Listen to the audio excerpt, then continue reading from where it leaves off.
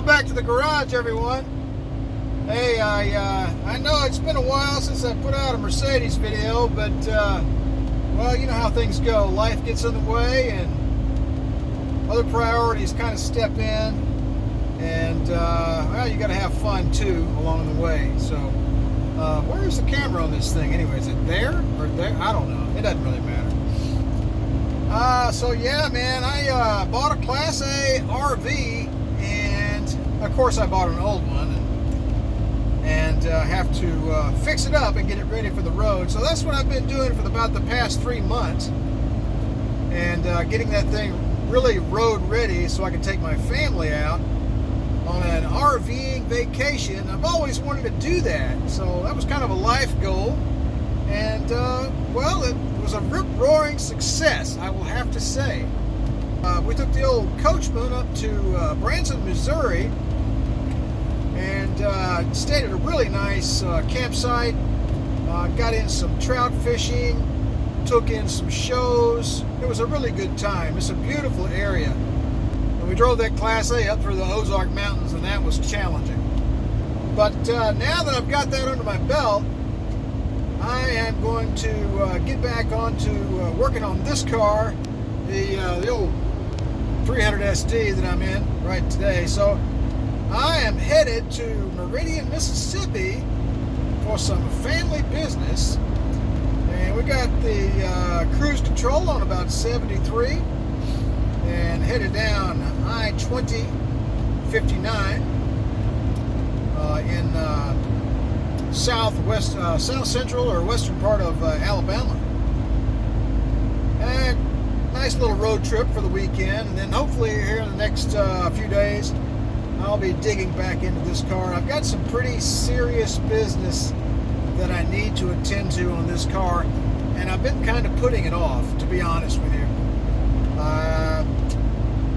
We've got to deal with some rust. And not the rust in the fuel tank, rust in the body. Yes, you heard me right. We've got rust in the body. We've got the typical rust below the back glass. All of these cars, unless they were stored in a hermetically sealed mason jar, rust will appear below the back glass, and when it rains, the water will leak into the trunk. It's just, and you know, that problem doesn't plague just Mercedes, right? Every single manufacturer out there has to deal with that problem. Now, you've probably noticed that this problem only plagues cars that are probably older than, say, 25 or 30 years. Starting at around 1990, most manufacturers, they stopped using the window trim around the glass, and you know, the glass just comes to the very edge of the hole or the opening, and they changed the way they inserted glass into the cars, and they just don't leak anymore. You go buy a brand new car, it's not going to leak ever, right? Usually. But if you have a classic car, I don't care what it is, Ford, Chevy, Cadillac, Mercedes, BMW, you know, if it's designed with the trim around the window, and if it's about 30 years old or older, it's going to leak. It just is. So we've got to fix it. I've got to pull the back glass out, pull all the rubber trim out, and dig down in there, and I'm going to expect to find some pinholes that need to be welded up. So that will be in a future upcoming video. Also, we have rust on both left and right rear fender wells on either side of the trunk. Now those rust holes are, as you guys know, they are due to the leaking seals for the rear taillight assemblies. So as you know, the rear taillights on these cars, they have a rubber seal. It goes bad over time, and then it rains, and then the water just seeps in there and goes straight to that most bottom part, and it rusts out the bottom of the fender wells in the trunk area. I call them fender wells, but it's that low part. You know what I'm talking about. So we got holes straight through, all the way through the body. back there. They're not very big, but again, we got to cut them out. We're going to have to bend up some sheet metal, break out the Lincoln electric welder, and we'll have to fix that up, do some painting, do some undercoating, and eliminate that problem. And of course, we'll reseal the rear tail lights as well. So here we are, 73 miles an hour, perfect temperature, perfect oil pressure, running down the interstate highway. Very, very smooth indeed. Brand new set of tires as well. This car is just it's just fantastic to drive. Got the automatic climate control, just keeping us nice and cool. Got our streaming little gizmo there, giving us some tunage while we meander on down the interstate. What's not to like? Let's see, another kind of important area that we need to address is the driver's door jamb. Haven't really talked about it that much because it doesn't really impact the operation of the vehicle, but eventually it will.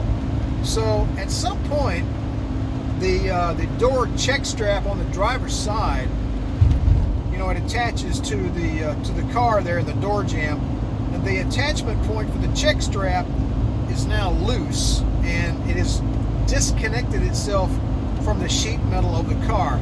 Now it's kind of hanging on in there with a wing and a prayer, and to be honest with you, I'm not quite sure how I'm going to fix it.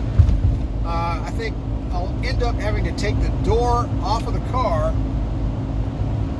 and of course remove the check strap, and I'll probably need to do some welding, and that's going to get kind of involved. So I've been putting it off, to be honest with you. I didn't want to fool with it, but you know, I've got nothing else to do on the car. I've got to fix it, right? I have done so much to this car. It is such a fantastic car to drive. I drive it all the time. Eventually, I will need to address the rear main seal in this car. It leaks a little bit of oil from the rear main seal, and as you guys know, that is an engine out job. It just is. On an OM 617, it's an engine out job. There's no getting around that. So far, it really hasn't impacted the drivability of the vehicle. It leaks a little bit and it makes a mess, but I check my oil all the time and it's still at the proper level. So I could probably get away with never fixing it until it really starts to leak really bad, and then I have to do it, of course. But I don't know. We'll just kind of play it by ear and see what happens. But for sure, I've got to fix the rust problems in the back of the car. I need to fix this door check strap area on the driver's side. Also, there's a few pieces of trim work on the passenger side. You may recall that we refurbished the door trim on the passenger side on the front door, but I still need to do the rear passenger door as well, and the rear passenger door handle. It's a little loose, so I need to take the interior door panel off on the rear passenger door and tighten that up. I'm not quite sure what's going on with that. Maybe just a loose screw or a missing clip of some sort, but we'll figure it out. Alright folks, I think that's all for this video. I just wanted to fill you guys in on some of the plans that I've got for this old 300SD. I know it's been a while since I made a video, and I just wanted to let you guys know that I haven't fallen off the face of the planet. But just had a few things I needed to get out of the way, and we're going to get back on this old car just as soon as we can. As always, I appreciate you guys stopping by the channel. Don't forget to like, share, and subscribe if you'd like to be notified whenever I release a new crazy video where I drive with one hand and use the camera with the other. Don't forget to click that little bell down below. You guys have a good one, and remember to enjoy driving your classic Mercedes.